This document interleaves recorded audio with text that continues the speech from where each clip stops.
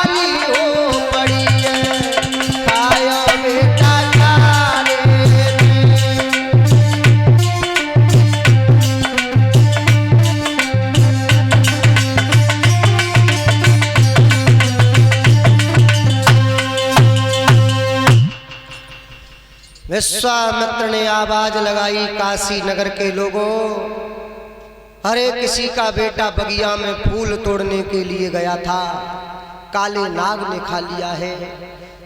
रानी तारा के कानों में आवाज पहुंच गई तो रानी तारा भाग करके द्वार पर आई कि कोई बाबाजी आवाज लगा रहे हैं, और ये विश्वामित्र आवाज लगाते हुए निकल गए।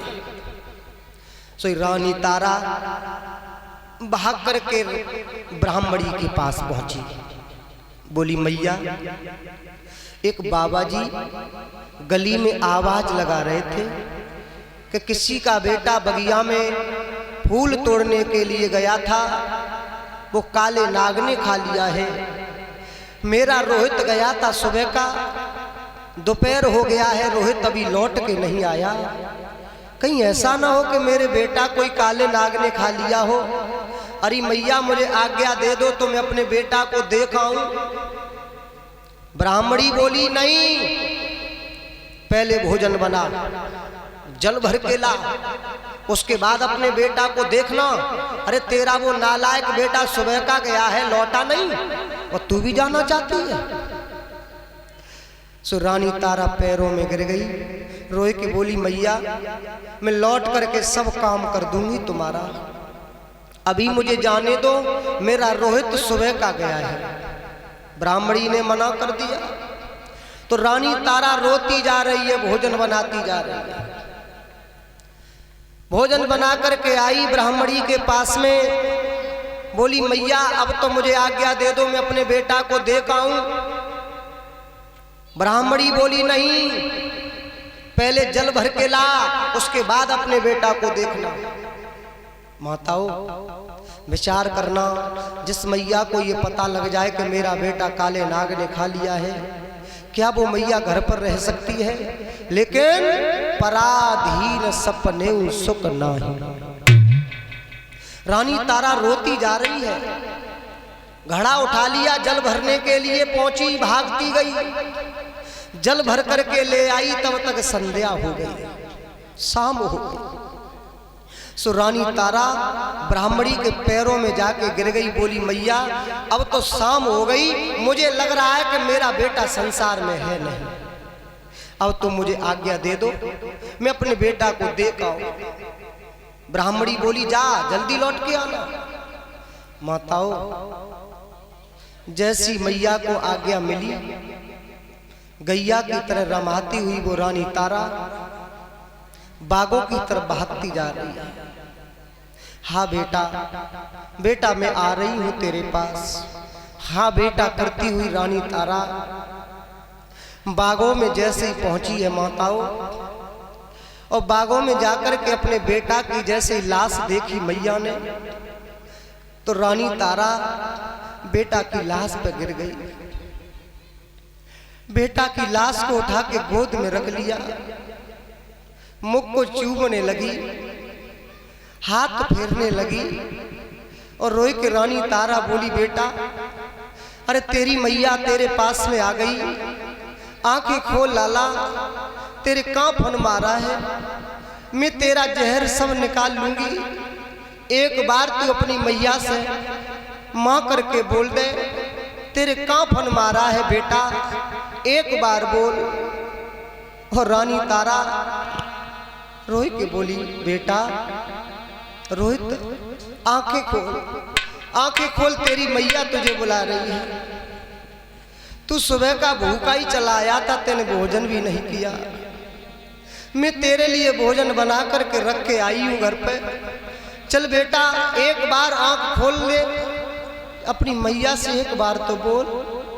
सो रानी तारा रोए के बोली, रोहित आंखें खोलो, मुख से बोलो, माँ को धीर बता दो, तुम्हें क्या हो गया है, तुम्हें क्या हो गया है।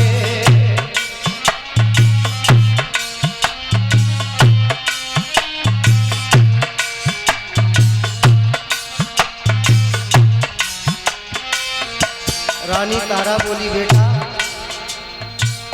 आंखें खोलो, मुख से बोलो, माँ को धीर बता दो, तुम्हें क्या हो गया है, लाल क्यों सो गया है।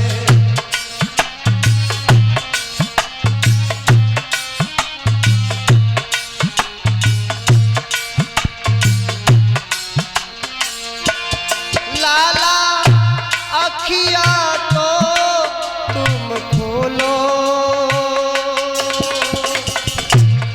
अपनी मैया से कछु बोलो,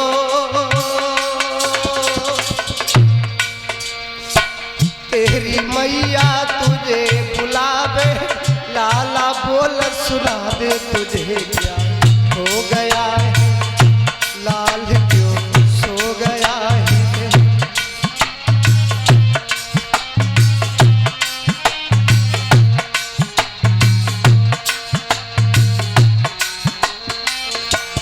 बेटा तेरी मैया तुझे बुला रही है, एक बार रोहित बोल दे तू, एक बार।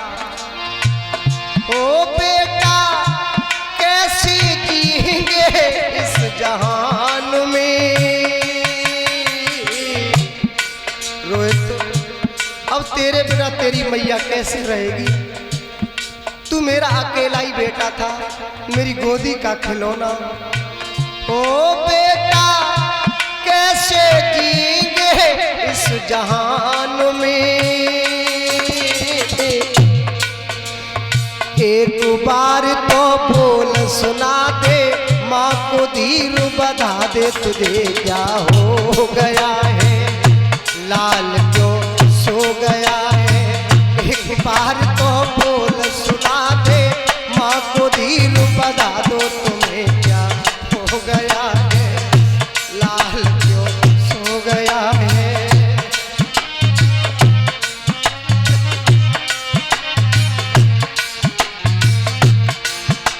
मैया बोली, बेटा इन परदेशों में आकर के तू आज मुझे छोड़ करके चला गया।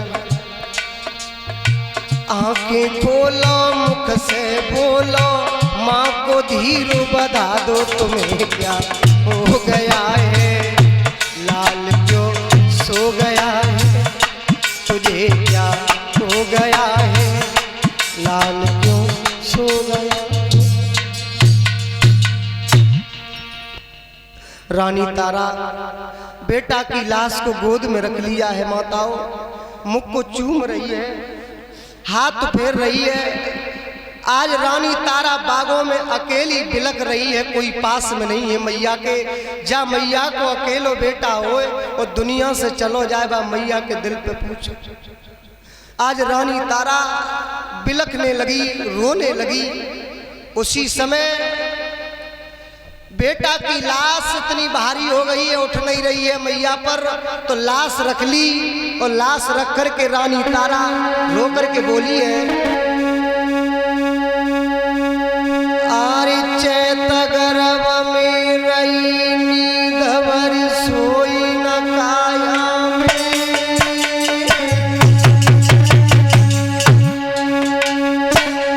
रानी तारा बोली लाला, हरि चैत गर्भ में रही नींद भर सोई न काया में। मैंने पालकियों पल वस्त्र बैठ नहीं पाई छाया में। अरे भूप पे परमेश्वर लूटे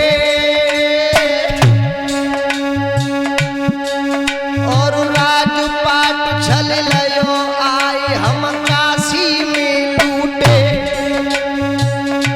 रोहितास अरे पड़ी अजब करजा की तंगी और बीचे नीच घर आई भूप पे हुक्म करे अरे हरिहर बोलो मेरे भैया और भागी लिखी नहीं मिटे करो चैला को चतुरैया। रानी तारा बोली बेटा अरे चलो गए गोदी को छोना,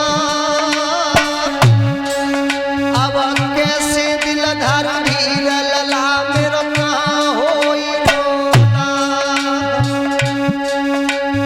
अरे लला तेरी मैया तेरी रही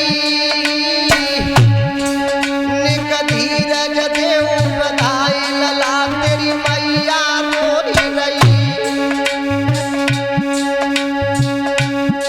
रोहितास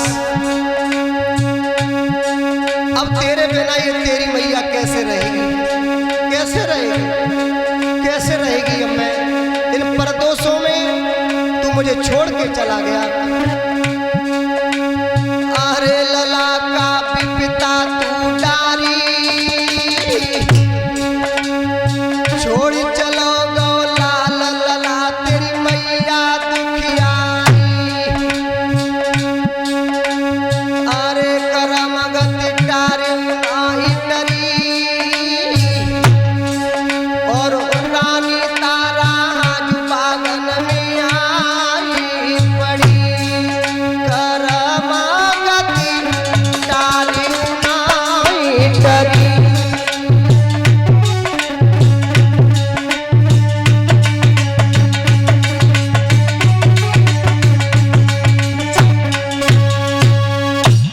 रानी तारा ने बेटा की लाश को उठा लिया है। माताओं आज मैया पर इतना भी नहीं है कि बेटा के ऊपर कफन डाल देते। देखिए वक्त की बात, देखिए समय की बात। आज मैया के पास इतना भी नहीं है कि अपने बेटा पर कफन डाल दे। आधी साड़ी को फाड़ लिया, जिस साड़ी को पहने थी उसी आधी साड़ी को फाड़ के मैया ने बेटा के ऊपर कफन के रूप में डाल लो और बेटा की लाश उठा ली। अंधेरा हो गया, आधी रात हो गई। रानी तारा मरघट की तरफ चली है। माता बेटा की लाश लिए जा रही है, मरघट की तरफ जा रही है। आरी मरघट जाई रही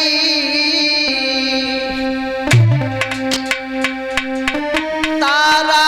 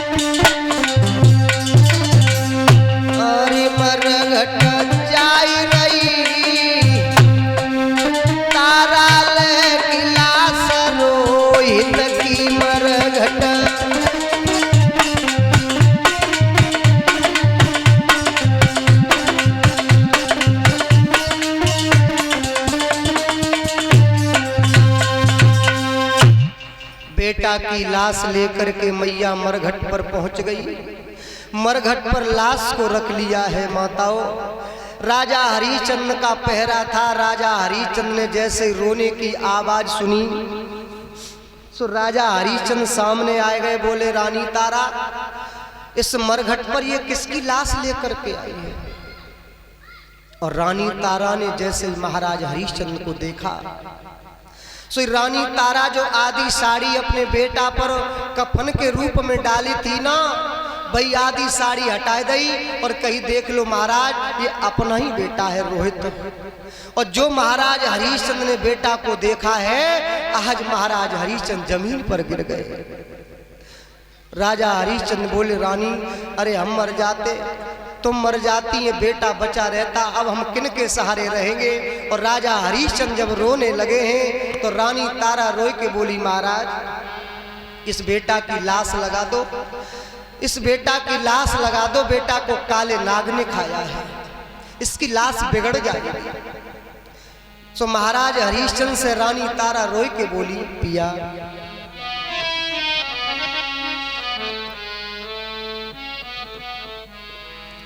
कि मैं आई हूँ आज यहाँ। रानी तारा रोई के बोली महाराज मैं आई हूँ आज यहाँ, दो आंसू बहाने को।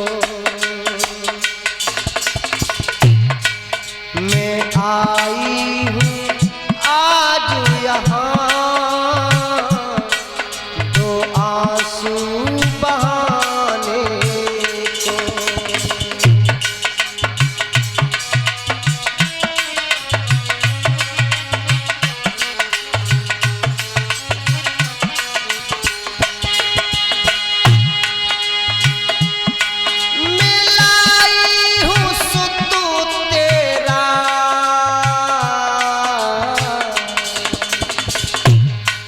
मैं लाई हूँ सुत तेरा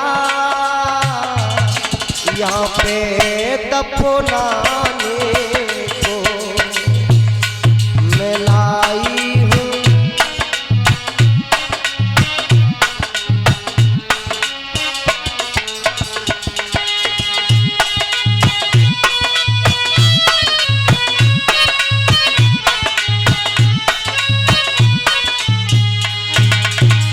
रानी तारा बोली महाराज नाजों से खिलाया था गोदी में मैंने जिसको, नाजों से खिलाया था गोदी में मैंने जिसको, आज छोड़ के जा रहा तोड़ो नाता हम सबको। मैं उसको ही ले आई यहाँ पे दफनाने को। मैं उसको ही ले आई यहाँ पे दफनाने को।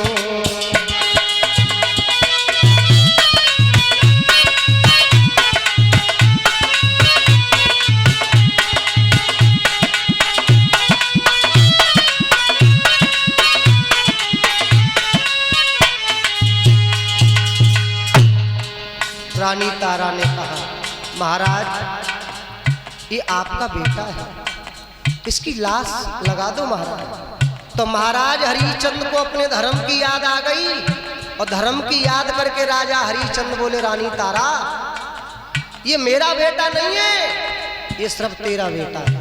क्यों? अरे रानी तारा उस दिन की याद कर, गंगा के किनारे पर कुछ याद करो रानी, गंगा के किनारे पर।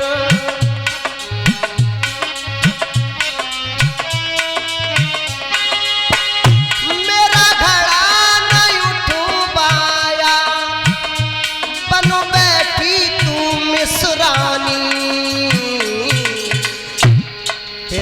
आई है आज यहाँ रोने और रुलाने को, फिर आई है आज यहाँ रोने और रुलाने को।